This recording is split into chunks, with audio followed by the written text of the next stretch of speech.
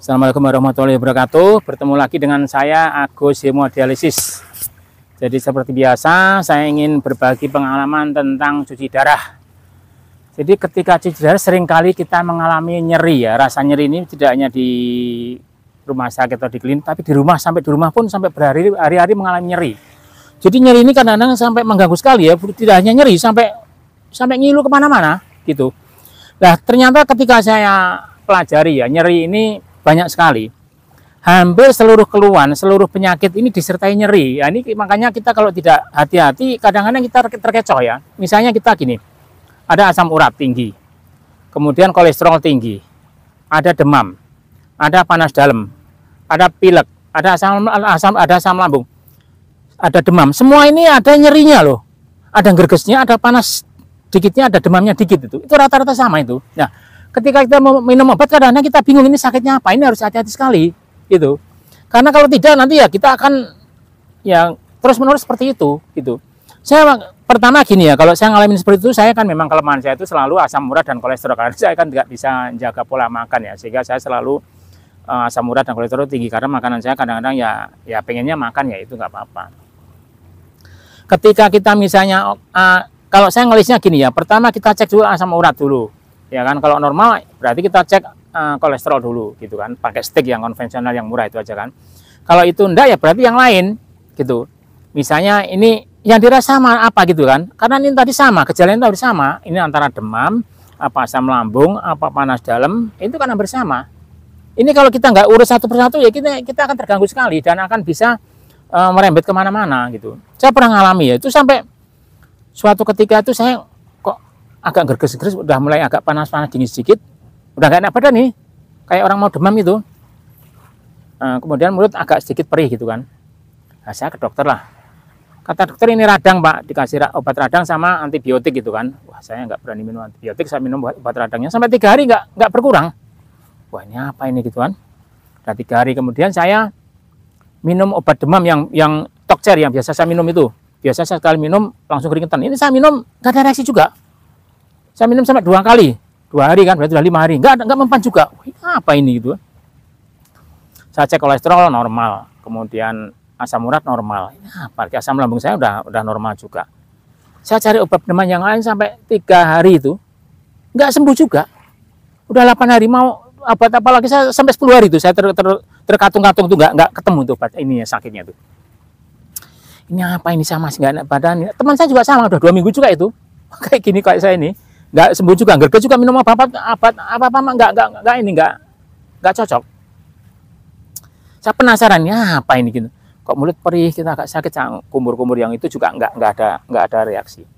Kemudian saya baru kepikir wah ini mungkin panas dalam gitu kan. Saya ke apotek, Mbak minta tolong Mbak obat panas dalam. Oh iya Pak, ada Pak, dikasih lah apa tablet gitu selembar itu berapa? 20.000 kalau nggak salah. Kemudian ada apa lagi Bu yang agak ringan gitu, ada Pak ini Pak semprot buat mulut, oh, boleh lah ini kan hanya semprot aja. Kemudian ada lagi Pak apa ini, ada permen buah itu tapi untuk panas dalam katanya. Udahlah saya belilah. Jadi tadi tablet yang 10 itu 20.000 kalau nggak saya lupa itu. Kemudian obat semprot sama permen itu nggak sampai 50.000. Saya sore waktu itu. Ini minumnya berapa Mbak? Bu gitu kan. Ini 3 kali sehari Pak. Oh ya. Hari ini boleh minum, boleh Pak. Hari ini mulai minum baru besok lagi ya. Kemudian saya pulang, habis makan sore itu, makan malam, saya minum 1 tablet. Kemudian agak kira-kira 1 jam, saya semprot itu. Kemudian mau tidur jam 10 itu saya minum ngisap permennya tadi, permen buah itu. Pagi itu udah enak rasanya, loh, udah langsung enak seketika. Kemudian saya minum lagi 1 lagi, udah habis itu sembuh sampai sekarang. Teman saya telepon juga itu, saya WA, saya kasih obat itu, sembuh juga sampai sekarang. Jadi ternyata gini, obat itu tidak harus mahal. Ketika kita bisa mencari sebetulnya apa sakitnya, ini obatnya itu cocoknya itu gitu. Nah, kalau sakit ringan ya seperti demam, panas dalam, kemudian seperti flu itu kalau pilek-pilek itu ya, kalau menurut saya kalau kita minum sekali 2 kali nggak ada reaksi berarti bukan itu sakitnya. Gitu. Karena kalau yang itu biasanya sekali aja sembuh gitu. Saya pernah sekali ya itu saya mengalami lagi ngilu sampai seluruh badan, kaki, dengkul, pinggang. Saya urut 2 kali. Urut kaki saya sembuh. semua. Tinggal pinggang ini, pinggang di belakang sini sebelah kanan agak naik dikit. Ini kalau buat nengok kadang sakit minta ampun, buat napas sana sakit. Wah, kadang saya nggak bisa apa-apa, harus pelan-pelan nyari pasnya. Nggak, sampai gini baru bisa ngepasin. Itu nggak sekali-kali, ini terus menerus sakitnya itu. Wah, sampai saya kelimpungan itu. Sampai sama cuci darah tuh, sus nanti saya minta obat nyeri ya. Oh, nanti nanya dokter dulu Pak gitu. Akhirnya saya nggak dikasih kan. Saya tahan aja tuh. Wah, sampai rumah masih nggak karuan. Saya nyoba obat tadi. Saya obat demam tadi saya coba nggak mempan. Saya ke apotek dikasih obat apa itu anti nyeri sama apa sama 2 macam. Nggak ada reaksi juga. Ini apa ini? Wah, sakitnya minta ampun tuh. Itu jadi di dalam, rasanya itu di dalam itu loh, di pinggang di dalam itu, yang kanan. Saya sampai urut lagi. Saya urut 3 kali itu. Berturut-turut tuh, jarak 2 hari itu. Nggak sembuh juga, wah sakitnya minta ampun. Kadang pas nggak enak gitu, kenapa sakit? Apalagi tidur, wah sakitnya minta ampun. Sampai saya ambil botol plastik yang tebal itu, isi air panas, tak gini, nggak bisa juga, nggak pengaruh. Wah, akhirnya saya hubungi saudara saya, kan juga udah biasa diskusi, dia kan kerja di apotek udah puluhan tahun waktu itu ya. Saya nanya, saya kan tadi tak sampaikan lah keluhan saya gini. Saya udah minum obat ini sama ini gitu. Obat saya banyak juga di rumah itu, stok saya banyak karena kan saya cari ke dokter, jadi obat itu saya buat rekomendasi itu. Kemudian saya sudah minum obat itu isinya gini, obat itu isinya dalamnya radang dan radang sendi dan apa namanya untuk alergi dalam tubuh. Saya udah minum itu, nggak sembuh juga. Waduh. Kata adik saya udah minum itu sama satunya lagi.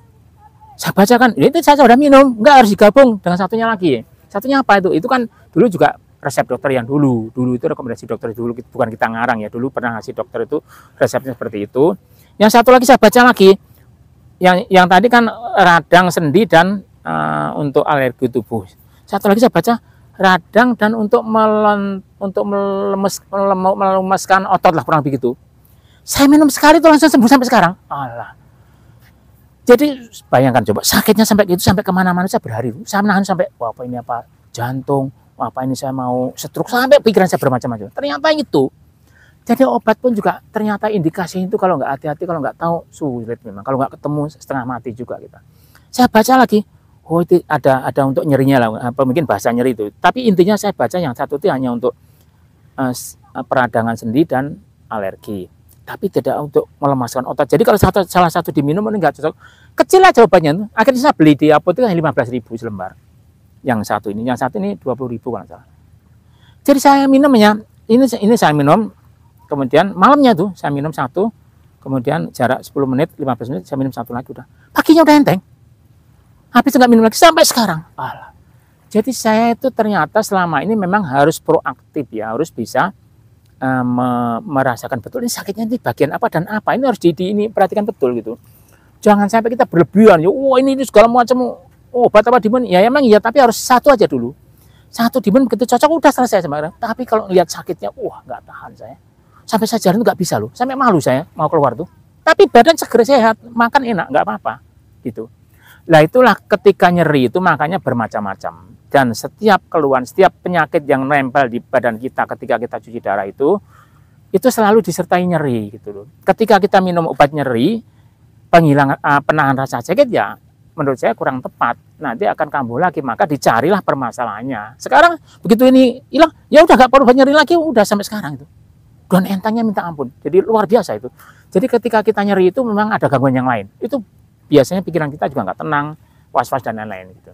Nah, inilah pengalaman saya tentang nyeri pada pasien cuci darah. Tentunya setiap pasien kan berbeda-beda kondisi badannya. Kalau menurut saya seperti itu. Manakala dari yang lain punya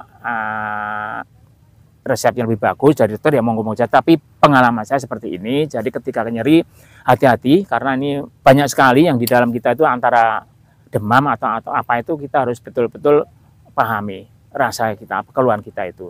Sehingga bisa pas obatnya itu kita bisa teratasi keluhan kita. Terima kasih, semoga bermanfaat. Assalamualaikum warahmatullahi wabarakatuh.